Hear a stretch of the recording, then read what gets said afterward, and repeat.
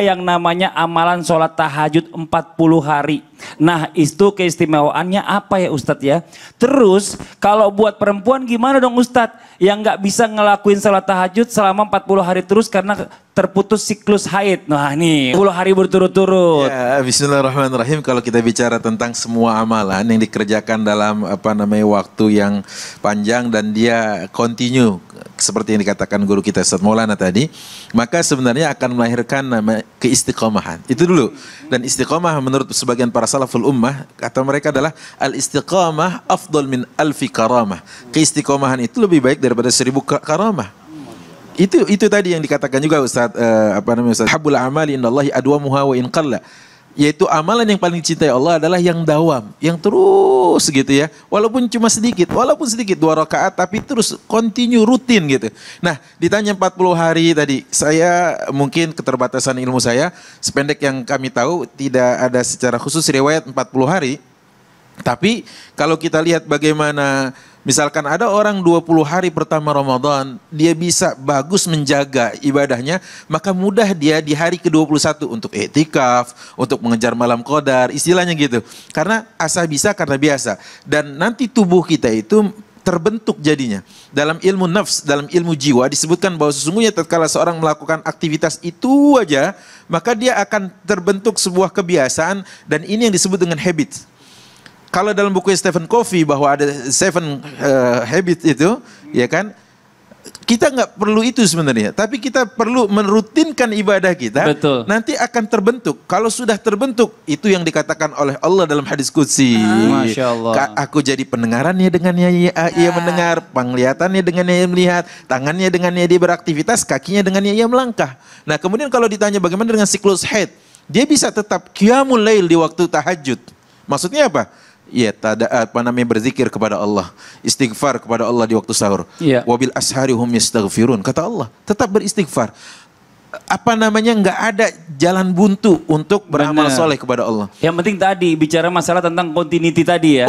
Kalau kita bicara masalah tentang habit ini kan bicara masalah kebiasaan Ustadz. Betul. Ya. Jadi kalau misalnya bicara masalah tentang 40 hari ya kan 30 hari, ini sebenarnya nggak ada batasan seperti itu. Nggak ada. Sebenarnya ini kalau bisa ribuan hari, jutaan hari bahkan kalau bisa gitu, sepanjang hayat kita. Nah, makanya disebutkan dalam riwayat, kalau tidak salah riwayat dari Sa'id bin al-Musayyib, dia adalah seorang menantu dari Abu Hurairah radhiyallahu anhu warda. Setiap dia setiap sholat tahajud, anaknya ngelihat, kenapa nih?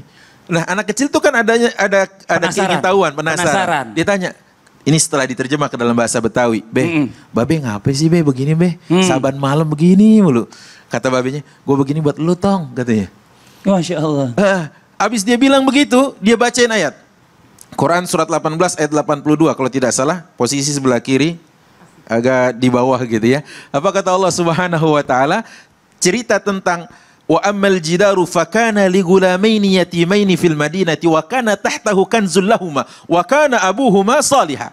Itu kata Sayyid bin Musayyib kepada anaknya, tong begini katanya. Dulu ada kisah di mana Nabi Khadir dengan Nabi Musa berjalan melintas sebuah kampung dan kampung itu penduduknya nggak mau menjamu. Tapi tetap Nabi Khadir merenovasi tembok yang ingin rubuh. Nabi Musa bertanya, kenapa mereka nggak mau? Falam yastad'ifuna, mereka nggak mau menyambut kita, kenapa kita repot-repot? Udah jangan banyak tanya. Akhirnya direnovasi, ternyata di bawahnya tahtahu kanzul lahuma. Ada harta anak yatim yang itu peninggalan dari babenya yang ketujuh.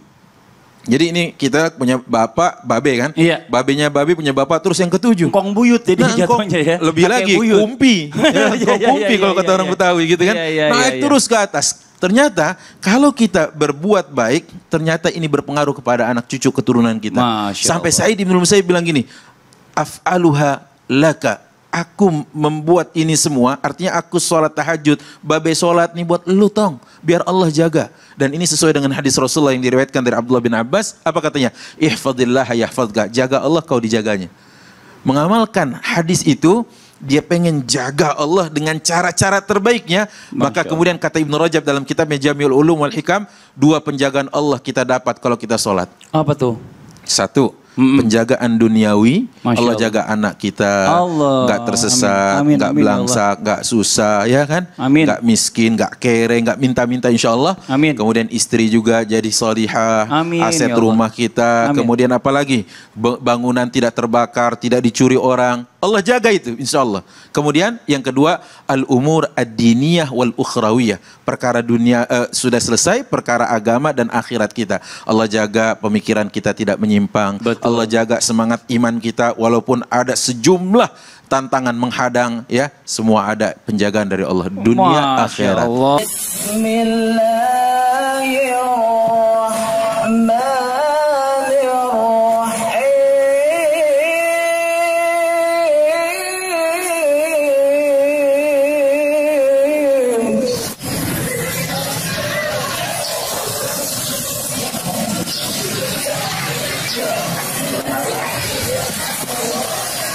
Aqimis salata liduluki syamsi ila ghasaqil laili wa qur'anal fajr.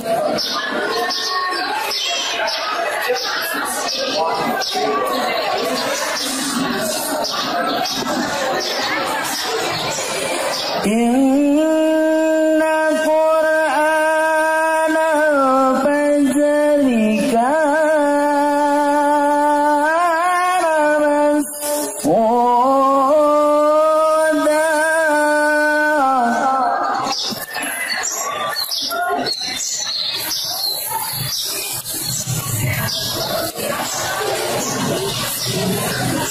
Wa minal layli fatahajjad bihi nafilatan lak.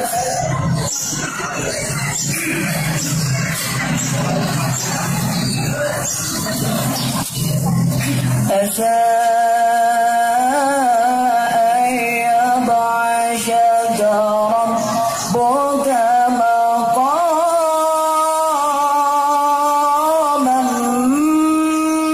mahmuda.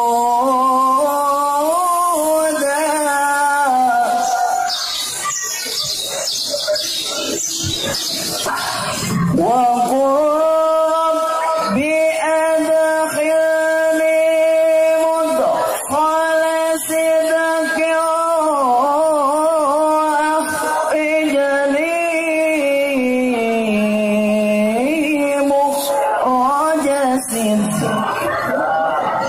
وأخرجني مخرج صدق واجعل لي من لدنك سلطانا نصيرا.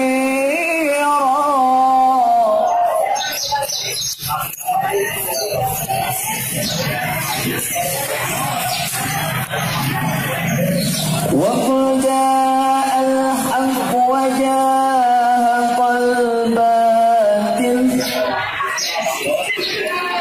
إن الباطل كان زهوقا.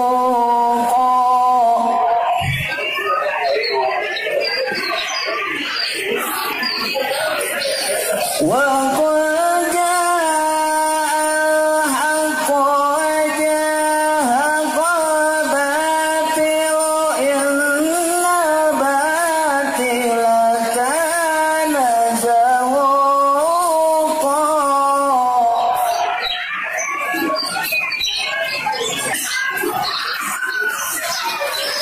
وننزل من القرآن ما هو شفاء ورحمة للمؤمنين.